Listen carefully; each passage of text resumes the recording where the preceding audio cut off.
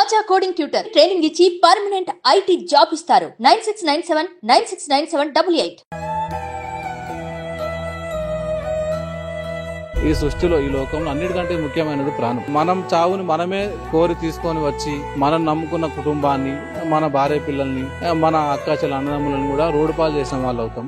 Welcome to Suman TV. Kamareddy జిల్లాలో ఆత్మహత్యలు కలకలం రేపుతూనే ఉన్నాయి. సో తాజాగా ఈరోజు పోలీస్ డిపార్ట్మెంట్లోని ఏదైతే మనకి బిక్నూర్కి సంబంధించిన ఎస్ఐ, అదేవిధంగా బీబీపేట్కి సంబంధించిన ఒక కానిస్టేబుల్, అదేవిధంగా కంప్యూటర్ ఆపరేటర్కి సంబంధించిన ఒక నిఖిల్ అనే వ్యక్తి, అంటే దాదాపు ముగ్గురు కూడా ఆత్మహత్యానికి పాల్పడ్డారు. అంటే ఆత్మహత్యనా లేకపోతే ఇదేమైనా మర్డర్ చేశారా లేకపోతే సూసైడ్సా అనేది చాలా వరకు కూడా విస్తుపోయే నిశాలను అయితే మనకి కామారెడ్డి ఎస్పీ అయినటువంటి సింధు శర్మ అయితే బయట పెట్టడం జరిగింది. కాకపోతే ఇదంతా కూడా ఆత్మహత్యలు అనేటివి ఉమ్మడి నిజామాబాద్ జిల్లాలో చాలా చర్చనీయాంశంగా జరుగుతూ ఉన్నాయి. కాకపోతే పోలీస్ డిపార్ట్మెంట్లో ఎస్ఐ అదేవిధంగా కానిస్టేబుల్ ఆత్మహత్య చేసుకోవడం ఏంది అని చెప్పేసి చాలా వరకు కూడా కొన్ని డౌట్స్ అయితే క్రియేట్ అవుతా ఉన్నాయి అనేది మనకు తెలుస్తూ ఉంది. నిజామాబాద్ నుంచి కామారెడ్డికి వచ్చే ప్రధాన రహదారిలో ఉన్నాము. అడ్లూర్ ఎల్లారెడ్డికి సంబంధించిన పెద్ద చెరువు దగ్గర మనం ఉన్నాం. సో ఈ చెరువు గురించి మాట్లాడుకుంటే అడ్లూర్ ఎల్లారెడ్డికి సంబంధించిన 200 ఎకరాల పెద్ద చెరువుగా మనకు చెప్తా ఉన్నారు. ఏదైతే మనకి బిక్నూర్ లో విధులు నిర్వర్తిస్తున్నటువంటి ఎస్ఐ ఎవరైతే సాయి కుమార్ గురించి మాట్లాడుకోవాలా, దాదాపు ఉమ్మడి నిజామాబాద్ జిల్లాలో తను బీబీపేట్లో కూడా తను ఎస్ఐగా విధులు నిర్వర్తించిండు అనేది మనకు తెలుస్తూ ఉంది. ఇందులో భాగంగానే ఎవరైతే శృతి గురించి మాట్లాడుకుంటే తను కానిస్టేబుల్. తను సో బీబీపేట్లో పనిచేస్తున్న టైంలో ఎస్ఐ అదేవిధంగా ఈ శృతి అయినటువంటి కానిస్టేబుల్ మధ్య ఏదైనా ఫ్రెండ్షిప్ బాండ్ ఏమైనా ఏర్పడిందా లేకపోతే సంబంధం ఏర్పడిందా అనే కోణంలో చాలా మంది అయితే విచారిస్తూ ఉన్నారు, అనుమానపడతా ఉన్నారు. సో ఇందులో భాగంగానే వీళ్ళిద్దరిని పక్కన పెడితే మాత్రం ఎవరైతే కంప్యూటర్ ఆపరేటర్ అయినటువంటి నిఖిల్ ఎందుకు ఇక్కడికి రావడం జరిగింది అనేది చాలా పెద్ద బిగ్ క్వశ్చన్ మార్క్ అయితే ఏర్పడతా ఉంది. యాక్చువల్లీ సీన్లోకి దిగితే నిన్న శృతికి ఒక కాల్ రావడం జరిగింది. సో నిన్న బుధవారం మధ్యాహ్నం నుంచి బిక్నూర్ ఎస్ఐ ఫోన్ అనేది స్విచ్ ఆఫ్ కావడం జరిగింది. సో దాని తర్వాత ఎవరైతే శృతికి ఎస్ఐ అయినటువంటి సాయి కుమార్ అయితే కాల్ చేసి బందోబస్తు ఉంది, ఒక ఎమర్జెన్సీ విషయంలో మళ్ళీ మీరు రావాలి అని చెప్పేసి ఎవరైతే శృతి తను ఇంటికి వెళ్ళే టైంలో ఏదైతే మనకి గాంధారి ఎక్స్రోడ్ వరకు వెళ్ళిన శృతి మళ్ళీ వెనుదిరిగి ఇక్కడ ఈ ఏరియాకి అయితే రండి అని చెప్పేసి తను చెప్పిండు అన్న తర్వాత ఎవరైతే శృతి రావడం జరిగింది ఆ టైంలోనే వాళ్ళ తమ్ముడికి కాల్ చేసి ఇట్లా బందోబస్తు విషయంలో నా డ్యూటీ అయిపోయిన తర్వాత కూడా మళ్ళీ పిలుస్తూ ఉన్నారు, నేనైతే వెళ్తున్నా అని చెప్పేసి కొంత బాధపడుతూ మాట్లాడింది అనేది ఒక సమాచారం అయితే రావడం జరిగింది.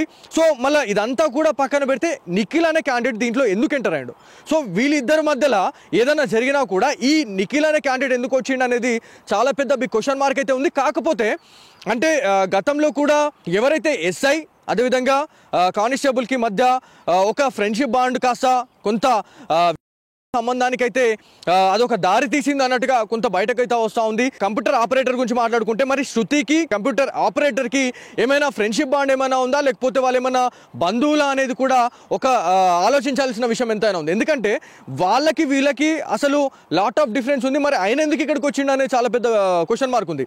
ఆయన దాని తర్వాత వాళ్ళు ఆత్మహత్య చేసుకున్న టైంలో ఎస్ఐకి సంబంధించిన పర్సనల్ కార్ అనేది ఈ మనం దారి గుండానే ఆయన పెట్టేసి వచ్చిండు. పెట్టేసిన తర్వాతనే వాళ్ళకి సంబంధించిన ఏవైతే చెప్పులు అదేవిధంగా అన్నీ కూడా ఇదే ఏరియాలో దొరికినాయి అనేది మనకు తెలుస్తూ ఉంది. సో ఏదేమైనప్పటికీ మనకి ఎస్ఐ ఎవరైతే సాయి కుమార్ గురించి మాట్లాడుకుంటే తను యాక్చువల్లీ చాలా అవర్స్ తర్వాత అంటే దాదాపు నిన్న నైట్ అంటే 12 గంటల నుంచి ఇప్పటి వరకు అంటే ఎర్లీ మార్నింగ్ 4 o'clock వరకు 4:30 వరకు కూడా సాయి కుమార్కి సంబంధించిన డెడ్ బాడీ అనేది దొరకలేదు. సో ఎవరైతే కానిస్టేబుల్ గురించి మాట్లాడుకుంటే శృతి ఒంటిపైన అయితే గాయాలున్నాయి, ముఖం పైన గాయాలున్నాయి అనేది మనకి పోలీస్ అధికారులే వెల్లడించిన పరిస్థితి ఉంది. మరి ఇదంతా హత్యనా లేకపోతే ఆత్మహత్య చేసినారా అనేది చాలా పెద్ద బిగ్ క్వశ్చన్ మార్క్ అయితే ఉండే. కాకపోతే ఎవరైతే శృతి అదేవిధంగా నిఖిల్కి సంబంధించిన డెడ్ బాడీస్ ఏవైతే ఉన్నాయో అవి దొరికినాయి. కాకపోతే సాయి కుమార్కి సంబంధించిన డెడ్ బాడీ దొరకకపోవడమే ఒక డౌట్ని అయితే క్రియేట్ చేసింది. అంటే వీళ్ళని చంపేసిన తర్వాత తనేమైనా పరారయ్యారా అన్నట్టుగా చాలామంది అనుకున్నారు. కాకపోతే ఎర్లీ మార్నింగ్ 4 నుంచి 5 o'clock టైంలో అయితే సాయి కుమార్కి సంబంధించిన డెడ్ బాడీ అనేది వెలికి తీశారు రెస్క్యూ టీం. అదేవిధంగా ఇక్కడ గజ ఈతగాల సహాయంతోనైతే ఈ పెద్ద చెరువులో గాలింపు చర్యలు అయితే చేపట్టారు. దాదాపు ఆరు గంటలు అంటే దాదాపు 5 నుంచి 6 గంటలు శ్రమిస్తేనే ఆ డెడ్ బాడీస్ అనేది దొరికినాయి. ఈ చెరువు గురించి మాట్లాడుకుంటే 200 ఎకరాల విస్తీర్ణంలో ఈ పెద్ద చెరువు ఉంది. చాలా పెద్ద చెరువు అని చెప్పుకోవాలా. గజ ఈతగాళ్ళు రెస్క్యూ టీంతో సహా వాళ్ళంతా కూడా ఇదంతా గాలించిరు అని తెలుస్తూ ఉంది. అంటే ఎప్పుడైతే మన శృతికి సంబంధించిన తల్లి ఎవరైతే ఉన్నారో తను ఏదైతే మనకి తాడ్వాయికి సంబంధించిన ఒక కానిస్టేబుల్ అంటే తను ఒక మహిళా కానిస్టేబుల్కి అయితే కాల్ చేయడం జరిగింది. తను శృతి వాళ్ళ ఫ్రెండ్ అని చెప్తా ఉన్నారు, శృతి వాళ్ళ కొలీగ్ అని చెప్తా ఉన్నారు. ఆమె కాల్ చేసిన తర్వాత ఇదంతా కూడా బయటపడింది అన్నట్టు మనకైతే ఇన్ఫర్మేషన్ వచ్చింది. అంటే శృతి ఫోన్ స్విచ్ ఆఫ్ వచ్చింది, దాంతోపాటు ఎస్ఐది స్విచ్ ఆఫ్ రావడము, దాంతోపాటు ఏదైతే మనకి నిఖిల్ అంటే వీళ్ళిద్దరిది కూడా స్విచ్ ఆఫ్ కావడం అనేది ఈ గాంధారి ఈ ఏరియాకి సంబంధించిన వాళ్ళైతే చాలా వరకు కూడా అనుమానాలు అయితే పడతా ఉన్నారు. కాకపోతే ఏదేమైనప్పటికీ ఈ హత్యలు అనేటివి చాలా వరకు కూడా ఉమ్మడి నిజామాబాద్ జిల్లాలో చర్చనీయాంశమైంది. అదేవిధంగా తెలంగాణలో ఇదొక హాట్ టాపిక్ అయిపోయింది. అంటే ఆత్మహత్యలు అనేటివి చాలా సర్వసాధారణంగా అవుతా ఉన్నాయి. అంటే నార్మల్ పబ్లిక్ చేసుకోవడం వేరు, ఒక పోలీస్ డిపార్ట్మెంట్లో ఉండి ఇట్లాంటి ఆత్మహత్యలు చేసుకోవడం అనేది చాలా వరకు కూడా ఇవాళ భయపడుతున్న సిచ్యువేషన్ అయితే ఉంది. సో ఏదేమైనప్పటికీ ఇదంతా తెలుసుకున్న తర్వాత కామారెడ్డికి సంబంధించిన ఎస్పీ అయినటువంటి సింధు శర్మ గారు రంగంలో దిగి అసలు ఏమైంది అనే దానిపైన అయితే పూర్తిగా విచారణ అయితే చేపట్టడం జరిగింది. రెస్క్యూ టీం అదేవిధంగా బాడీస్ మొత్తం కూడా వెలికి తీసే వరకు సింధు శర్మ గారు ఇక్కడే ఉండి మొత్తం పర్యవేక్షించారు అనేది తెలుస్తూ ఉంది. కాకపోతే ఇవన్నిటికీ ఒక మెయిన్ ఒక కారణం ఏదైనా ఉంది అంటే మాత్రం అది ఖచ్చితంగా సంబంధంగానే మనకి తెలుస్తూ ఉంది. ఎందుకు సంబంధంలానే ఉంది అని అంటే ఎవరైతే శృతి గురించి మాట్లాడుకుంటే తనకి 2 సంవత్సరాల కిందనే విడాకులైనాయి అనేది తెలుస్తూ ఉంది. విడాకులైన టైంలోనే ఎవరైతే ఎస్ఐ బీబీపేటలో ఎస్ఐగా పనిచేసిన సాయి కుమార్ ఇప్పుడు ప్రస్తుతం బిక్నూరులో చేస్తూ ఉన్నాడు. అంటే బిక్నూరులో దాదాపు 2 సంవత్సరాలుగా చేస్తూ ఉన్నాడు. కాకపోతే బీబీపేటలో ఎవరైతే మనకి ప్రస్తుతం విధులు నిర్వర్తిస్తున్నటువంటి శృతిని అయితే చాలా వరకు కూడా వాళ్ళు ఫ్రెండ్షిప్గా వాళ్ళు మెదిలినారు. అది దాని తర్వాత వాళ్ళు కొంత క్లోజ్ అయ్యారు అనేది మనకు తెలుస్తూ ఉంది. ఆ టైంలోనే విడాకులు అయితే అయినాయి. విడాకులు అయిన తర్వాత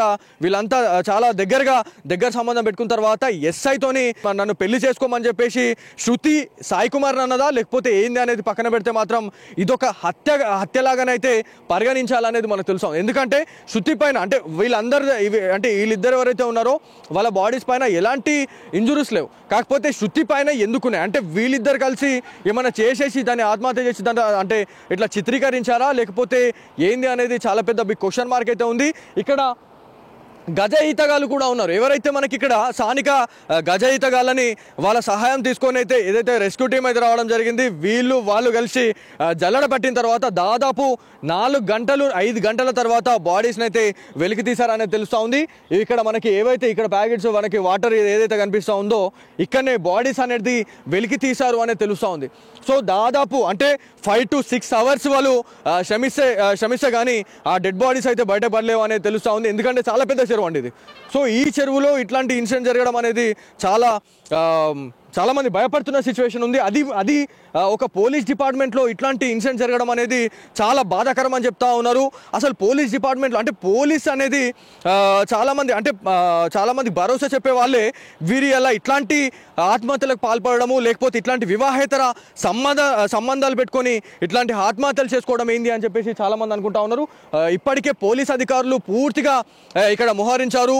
ఇక్కడ పికెటింగ్ పెట్టడం జరిగింది. మొత్తం బ్యారికేడ్స్ పెట్టేసి మొత్తం ఎవరైతే జనాలను అయితే అదుపు చేసే పనిలో అయితే పడ్డారో అనేది తెలుస్తోంది.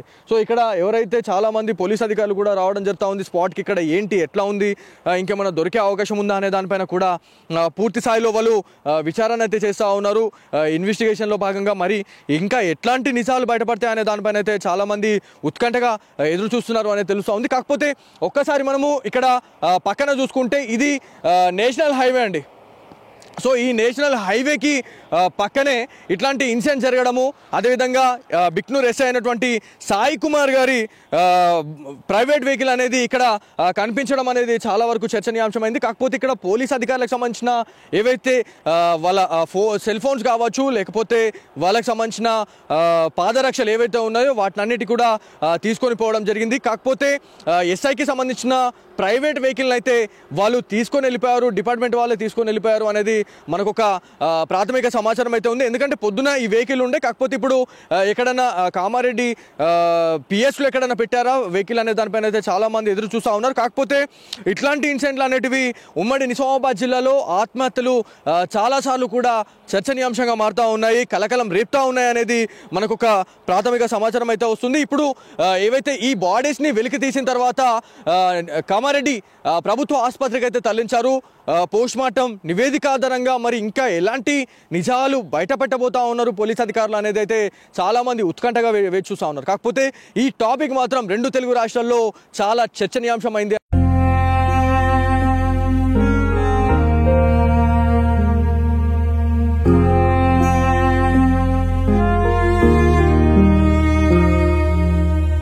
బిక్నూర్కి సంబంధించిన ఎస్ఐ సాయి కుమార్ మృతదేహం, అదేవిధంగా శృతికి సంబంధించి ఆ కానిస్టేబుల్ శృతికి సంబంధించిన మృతదేహాన్ని, అదేవిధంగా నిఖిల్ కంప్యూటర్ ఆపరేటర్కి సంబంధించిన నిఖిల్ మృతదేహాన్ని కూడా గజయితాలు అయితే వాళ్ళు తీయడం జరిగింది. సో మీరు చెప్పండి, ఎంత టైం పట్టింది ఈ డెడ్ బాడీస్ని తీయడానికి? మీకు ఎంత టైం పట్టిందండి? హాఫ్ అన్ అవర్ పట్టింది sir. Okay, half an hour పట్టింది.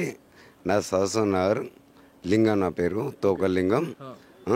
నేను ప్రతి డెడ్ బాడీ నేనే తీస్తాను. ప్రతి మనం ఇప్పుడు 1100 డెడ్ బాడీ దాదాపు 12 గంటల నుంచి ఈ గాలింపు చర్యలు చేస్తూ ఉన్నారు. 2 బాడీస్ అయితే నీళ్ళల్లో తేలినాయి అని చెప్తా ఉన్నారు. సాయి కుమార్కి సంబంధించిన డెడ్ బాడీ మీరే తీసారు. సో ఎంత టైం పట్టింది? మీరు దిగిన తర్వాత ఎంత టైం మీరు గాలించారు లోపల చెరువులో? హాఫ్ అన్ అవర్ సార్, అర్ధ గంట పట్టింది సార్. డెడ్ బాడీ తీసి మనము పోలీస్ ప్రొడక్షన్ కూడా డెడ్ బాడీ తీసి. మీకు ఏమనిపించింది అదంతా ఆ డెడ్ బాడీ తీసిన తర్వాత? వాళ్ళు ఎప్పుడు చెరువులో దుంకిర్రు అంటే కట్టజరుచుకోపోయారు వాళ్ళు మొత్తం. సో ఎంత టైం పట్టింది అంటే ఎప్పుడు వాళ్ళు దూకుండొచ్చు అనేది మీకు ఏమైనా అంచనా ఉందా సార్? నాకు రాత్రి 11 గంటలకు నాకు ఫోన్ చేస్తారు. అయితే మనకు రాత్రి 11 గంటల కంటే అవైలబుల్ కాదు కాబట్టి నేను ఇప్పుడు పొద్దున్న నాకు మళ్ళీ కాల్ చేసారు fishery department and police department. నేను దిగిన తర్వాత ఒక హాఫ్ అన్ అవర్ పట్టింది సార్. దానికి గజయితాల సాయము, అదేవిధంగా మనకి రెస్క్యూ టీమ్ వచ్చిన తర్వాతనే ఈ మృతదేహాలు అయితే తీసినారు అనేది తెలుస్తుంది. కాకపోతే ఇక్కడ ఈ ఇన్సిడెంట్ జరిగిన తర్వాత చుట్టుపక్కల ఉన్నటువంటి గ్రామస్తులు కూడా చాలా పెద్ద మొత్తంలో వచ్చి చూసే పరిస్థితి అయితే ఉంది. చాలా మంది ఇక్కడికి వచ్చారు. మీకు ఏమని తెలిసిందండి ఈ ఆత్మహత్యలు జరిగినాయని చెప్పేసి మీకు ఏమని తెలిసిందండి? మాకు ఏమని తెలిసింది, ఇక్కడ చిల్లర ఎస్ఐ కానిస్టేబుల్ పడ్డారంటే ఇన్ఫర్మేషన్ మాకు తెలిస్తే చూస్తానికి వచ్చినాం. ఓకే, అంతే సార్. అంటే ఈ ఎస్ఐని ఎప్పుడన్నా చూడడం జరిగిందా? సాయి కుమార్ అనే ఎస్ఐని మీరు ఎప్పుడన్నా చూడలేం సార్ ఇక్కడ. ఓకే, మీరు ఎక్కడి నుంచి వచ్చారండి? మీరు ఇప్పుడు వివిధ గ్రామాల నుంచి వచ్చిన వాళ్ళు ఉన్నారు. ఈ ఆత్మహత్యలు చూసిన తర్వాత మీకు ఏమనిపిస్తాం? చాలా మంది భయపడతా ఉన్నారు. సో వాళ్ళ గురించి మీరు ఏం చెప్పాలనుకుంటున్నారు? మాకు ఇక్కడ చనిపోయారని తెలియగానే ఇది ఫస్ట్ సారి ఇట్లా కానిస్టేబుల్ ఇక్కడ చనిపోయారంటే మేము ఇది మొదటిసారి.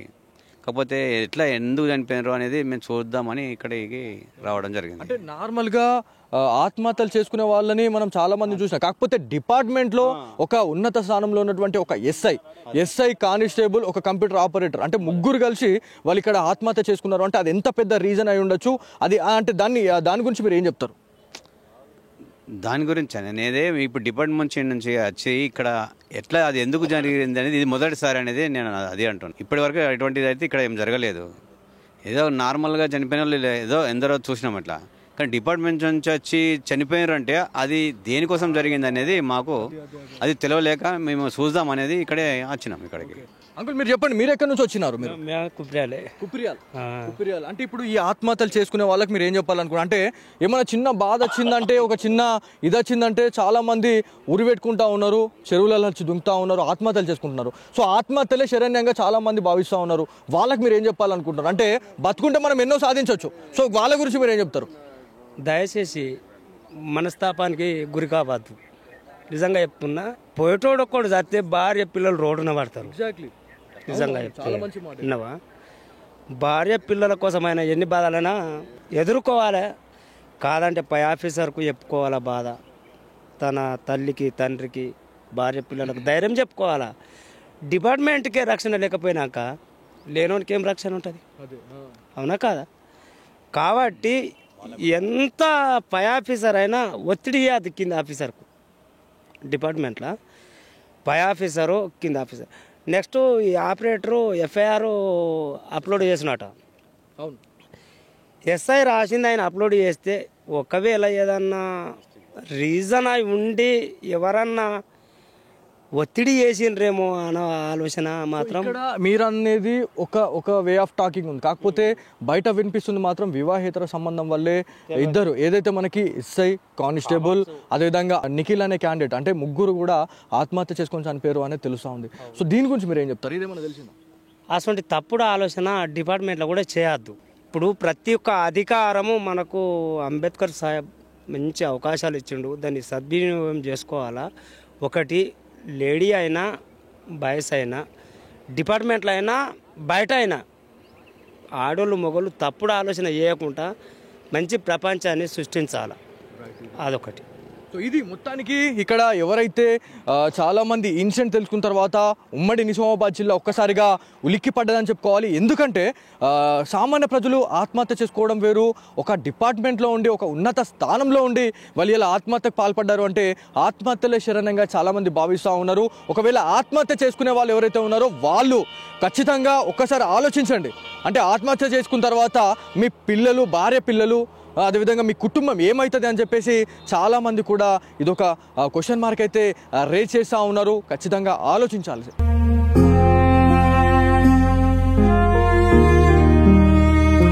సో ఇది ఇక్కడ ఉన్న తాజా పరిస్థితి. కెమెరా పర్సన్ కార్తిక్తో బాలు, సుమన్ టీవీ, అడ్లూర్, ఎల్లారెడ్డి, పెద్ద చెరువు నుంచి.